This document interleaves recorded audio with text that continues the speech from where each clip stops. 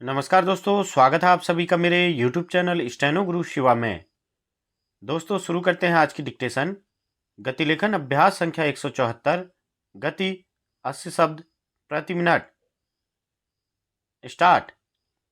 दिल्ली और अन्य महानगरों में प्रदूषण की समस्या जिस स्तर पर गहराती गई है उसमें इस पर काबू पाने के लिए किए जाने वाले उपायों से शायद ही किसी को असहमति होगी। विडंबना यह है कि कई बार किसी समस्या से पार पाने के लिए जिन उपायों का सहारा लिया जाता है उसकी व्यावहारिकता कटघरे में होती है। दिल्ली में हर अगले साल प्रदूषण के गहराते संकट के सबसे बड़े कारणों में एक वाहनों से होने वाले उत्सर्जन को माना गया और इस आधार पर पिछले कुछ वर्षों से सम विषम जैसे नियम लागू कर वाहनों की आवाजाही को नियंत्रित करने की कोशिश की गई। इसके अलावा पुराने वाहनों को सड़कों से हटाने को लेकर नियम कायदे बनाए गए। हालांकि इसके अपेक्षित नतीजे को लेकर हमेशा संशय रहा।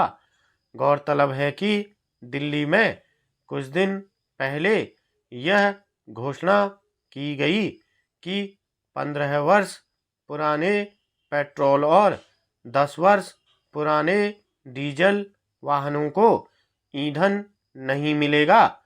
साथ ही पेट्रोल पंप पर पुरानी गाड़ियों को जब्त किया जा रहा था। जाहिर है एक साथ बड़ी तादाद में वाहनों के सड़कों से हटाने की नौबत आने पर आम लोगों के बीच व्यापक पैमाने पर आक्रोश का भाव पैदा हुआ और सरकार के इस फैसले पर सवाल उठे कि क्या अकेले इस उपाय से दिल्ली में प्रदूषण की समस्या को खत्म किया जा सकता है। इससे बड़ी संख्या में लोगों की आजीविका भी प्रभावित हो सकती है। सरकार के पास इसका कोई ठोस जवाब नहीं है। यह बेवजह नहीं है कि दिल्ली सरकार ने वायु गुणवत्ता प्रबंधन आयोग को पत्र लिखकर कहा कि तकनीकी चुनौतियों और जटिल प्रणाली के कारण तय मियाद पूरी कर चुके वाहनों पर ईंधन प्रतिबंध लगाना व्यावहारिक नहीं है। यानी फिलहाल पुराने वाहनों को सड़कों से हटाने की कवायद थमती दिख रही है। हालांकि इसे लेकर आम लोगों के बीच जैसी प्रतिक्रिया सामने आई उसके बाद यह देखने की बात होगी कि इस मसले पर सरकार क्या रुख अपनाती है। माना जाता है कि तकनीकी रूप से पुराने अधिक ईंधन खपत करने और खराब रखरखाव वाले वाहनों से प्रदूषण ज़्यादा फैलता है और ऐसी स्थिति में ऐसे वाहन पर्यावरण और लोगों की सेहत के लिए जोखिम भरे हो सकते हैं।